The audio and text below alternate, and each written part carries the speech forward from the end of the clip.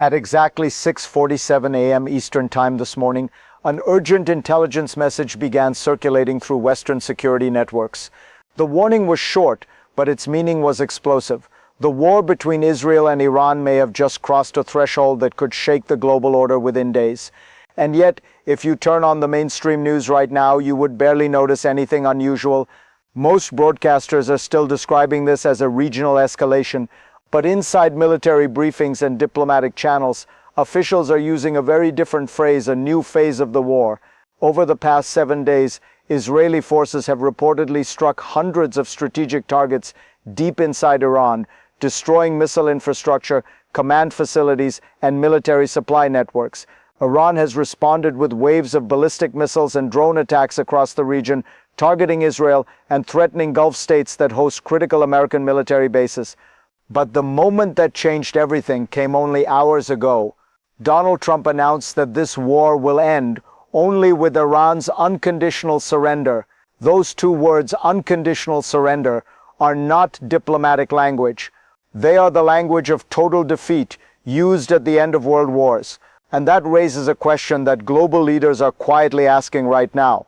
If Iran refuses, how far will this war escalate? Because behind the missile strikes and military headlines lies something even bigger, a conflict that could disrupt global energy supplies, send oil prices soaring, and trigger economic shockwaves across the world. So before we break this down step by step, make sure you subscribe to this channel right now, because the real story behind this crisis is unfolding much faster than the mainstream media is willing to admit. In the next few minutes, I'm going to walk you through exactly what is happening behind this rapidly escalating conflict, and why the events unfolding right now could reshape the geopolitical balance of the Middle East and possibly the global economy. First, I will guide you through 3 critical developments that explain why this war has suddenly entered a far more dangerous phase.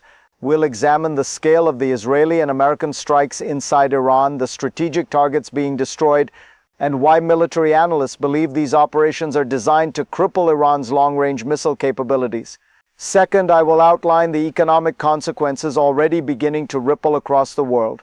Energy officials in the Gulf are warning that disruptions to shipping routes and energy exports could send oil prices surging dramatically, creating inflation shocks that could hit economies from Europe to Asia. And third, I will present the possible scenarios that global leaders are quietly preparing for right now, including what could happen if Iran refuses the demand for unconditional surrender, and how that decision could determine whether this conflict stabilizes or explodes into a much wider regional war. Because when you step back and look at the military moves, the economic pressure, and the diplomatic signals happening behind the scenes, it becomes clear that this conflict is not just about missiles or retaliation. It is about power, control, and the future balance of the Middle East. To understand why this conflict is escalating so quickly, we need to break down the 3 strategic realities shaping the battlefield right now. Because what appears on the surface as a series of airstrikes and missile launches is actually part of a much larger geopolitical calculation. Condition 1. The systematic destruction of Iran's military infrastructure. Over the past week, Israeli forces operating with extensive intelligence coordination from the United States have reportedly carried out hundreds of strikes across Iran. These operations have targeted missile depots, command centers, radar installations, and logistical supply networks. Military analysts say the pattern of these attacks is not random. It follows a familiar doctrine: disable the enemy's ability to retaliate before the conflict reaches its decisive stage. According to former U.S. Central Command officers who have studied the strike patterns, the goal appears to be clear: eliminate as much of Iran's missile infrastructure as possible before Iran can organize a sustained counteroffensive. This matters because Iran's strategic advantage has always been its large arsenal of ballistic missiles and drones. By targeting those systems early, Israel and its allies are attempting to fundamentally alter the balance of the war. And if you're beginning to see how serious this is becoming, hit the like button right now, because what we're discussing here goes far beyond ordinary military escalation.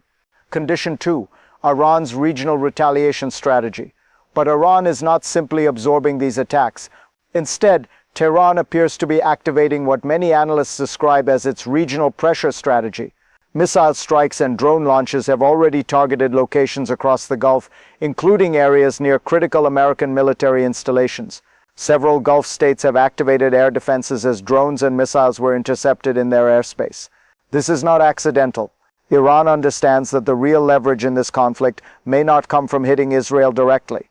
Instead, it may come from forcing instability across the wider region, especially in countries that host American forces or play critical roles in global energy supply.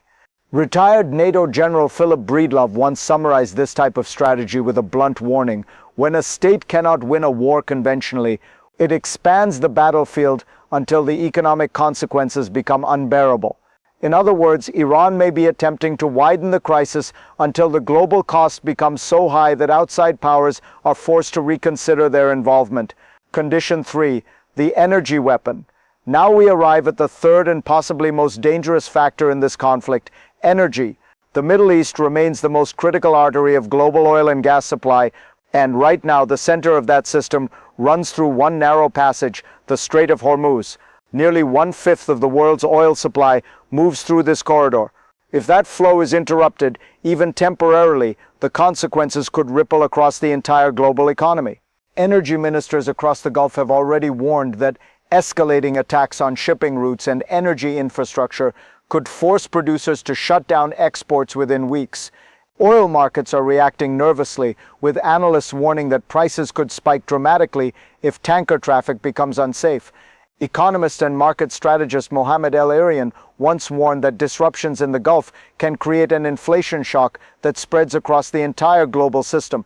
That means higher fuel prices, rising transportation costs, and supply chain disruptions affecting everything from food to manufacturing. And this is where the strategic calculations become extremely dangerous. Because energy infrastructure is not just collateral damage in this conflict, it may actually be part of the battlefield. By threatening the flow of oil and gas, Iran gains leverage not only against Israel or the United States, but against every major economy that depends on stable energy markets. When you put these three conditions together, the destruction of Iran's missile systems, the expansion of the battlefield across the Gulf, and the growing risk to global energy supplies, a much clearer picture begins to emerge. This is no longer a limited regional confrontation. It is a strategic contest that could reshape the balance of power across the entire Middle East. And depending on what happens next, the consequences may extend far beyond the region itself. Now we arrive at the question that global leaders, military planners, and energy markets are all quietly asking right now: what happens when the deadline implicit in this ultimatum finally arrives? Because when a demand for unconditional surrender is placed on the table, the outcome rarely remains ambiguous. History shows that situations like this usually move toward one of three possible scenarios. Scenario 1, full capitulation. In the first scenario, Iran's leadership chooses to step back from the brink. Under intense military pressure, combined with the growing risk of economic collapse, Tehran could decide that continuing the war would threaten the survival of the state itself. In this outcome, Iranian leaders might agree to halt missile production, scale back regional military operations, and enter negotiations under extremely strict international conditions. For Washington and its allies, this would represent a strategic victory. The immediate fighting would slow down, global energy markets would stabilize, and the region could temporarily avoid a much larger war. But there is one major problem with this scenario. Historically, governments rarely accept unconditional surrender unless their internal control has already collapsed, which makes this outcome possible, but far from certain. Scenario 2, partial compliance. The second scenario is far more complicated. Iran might choose a strategy of limited concessions. Instead of outright surrender, it could offer negotiations, temporary ceasefires, or partial restrictions on missile activity while continuing to maintain its core military capabilities. From a diplomatic perspective, this would allow Iran to buy time. At the same time, it would create intense pressure on Western leaders. Should they accept a compromise that reduces immediate tensions or continue military pressure in pursuit of total strategic victory? This kind of stalemate could drag the conflict out for months, creating continuous instability across the Middle East while global markets remain on edge. Scenario 3, total escalation. But the third scenario is the one that worries strategists the most. If Iran rejects the ultimatum entirely, the conflict could rapidly expand into a much wider regional war. Missile strikes could intensify, attacks on shipping routes and energy infrastructure could increase, proxy forces across the region could enter the battlefield simultaneously. In that scenario, the Strait of Hormuz, the most important energy corridor on Earth, could become the center of a global economic shock. Oil prices could surge dramatically, international shipping could be disrupted, governments across Europe and Asia could face inflation and energy shortages almost overnight.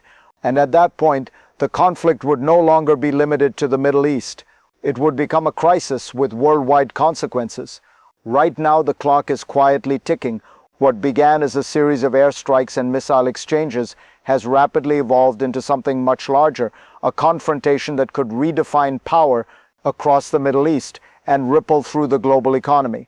The demand for unconditional surrender has changed the entire equation.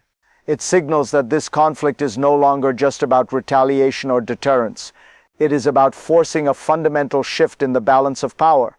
And history tells us something important about moments like this.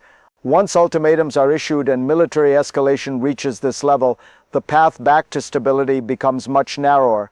Every decision made in the coming days in Washington, Tehran, Tel Aviv, and across the Gulf will shape what happens next. Whether this crisis cools down, drags into a prolonged standoff, or spirals into a much wider conflict is now a question the entire world is watching. Because one thing is already clear: the geopolitical landscape has shifted, and the countdown has begun. But now I want to hear from you. Do you think Iran will eventually step back and negotiate, or has this confrontation already gone too far for diplomacy to succeed? Leave your thoughts in the comments below. I read every single one. And if you want to stay ahead of the developments as this story continues to unfold, make sure you subscribe and turn on notifications, because the next phase of this crisis could arrive faster than anyone expects.